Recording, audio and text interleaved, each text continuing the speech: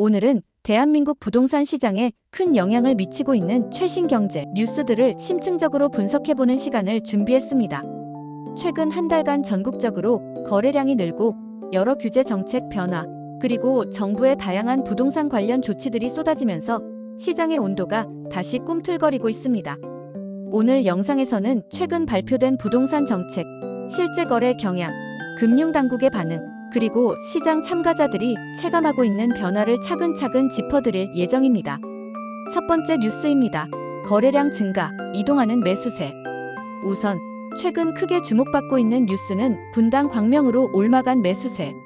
석 달 새 거래량 2배라는 기사입니다.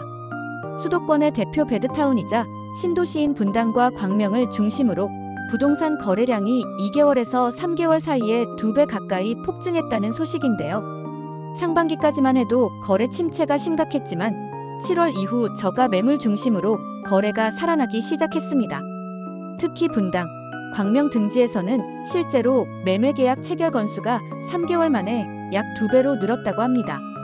이유는 뭘까요? 금리 인하 기대감, 구칠 대책 등 정부의 규제 완화 정책, 수도권 일기 신도시 개발 기대감 등이 복합적으로 작용한 결과로 분석됩니다. 시세 하락장이 이어진 뒤 인기 지역 중심으로 저점 매수 심리가 퍼진 영향도 큽니다. 두 번째, 정부 규제 완화와 금융 정책의 변화. 이런 상황에서 정부와 한국은행 등 금융당국의 움직임도 눈에 띄게 변화하고 있습니다. 최근에는 주택담보대출 상한 6억 등 대출 규제 완화가 시행되고 있으나 한은 등 일부 기관에서는 아직도 추가 규제가 필요하다는 우려를 내놓고 있습니다. 특히 97 부동산 대책으로 실수요자의 대출 한도를 일부 완화하고 규제 지역 해제, 청년 신혼부부 지원 확대 등이 담겼으나 집값 반등 조짐에 따라 시장 과열 방지용 미세 조정이 필요하다는 목소리가 금융권에서 나옵니다. 이런 가운데 대출을 통한 무리한 영끌 매수, 부동산 수요가 다시 늘어나는 것을 경계해야 한다는 지적이 끊이지 않고 있습니다. 세 번째, 국유 재산 매각과 부동산 시장의 의미. 한편 윤석열 정부에서 국유 재산 헐값 매각 논란도 주요 이슈로 떠오르고 있습니다.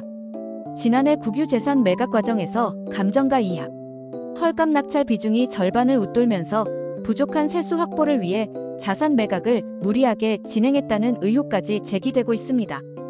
국유 재산 매각은 곧 부동산 시장 전체에 영향을 끼치는 변수입니다.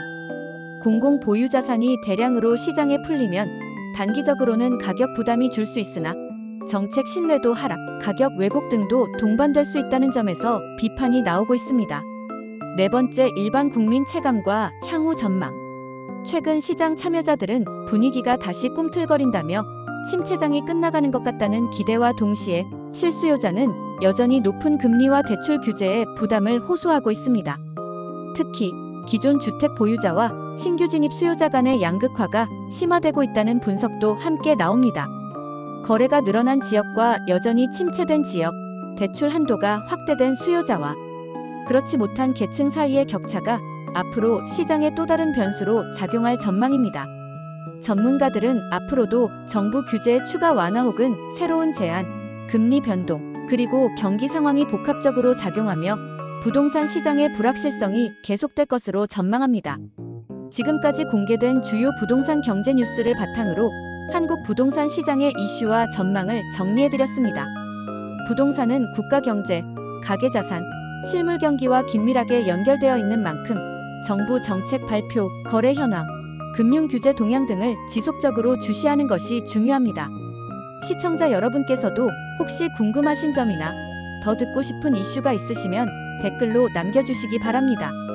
구독과 좋아요는 여러분께 더욱 유용한 정보로 보답하는 데 큰 힘이 됩니다. 이상으로 오늘의 부동산 이슈 분석을 마치겠습니다. 다음 영상에서 뵙겠습니다. 감사합니다.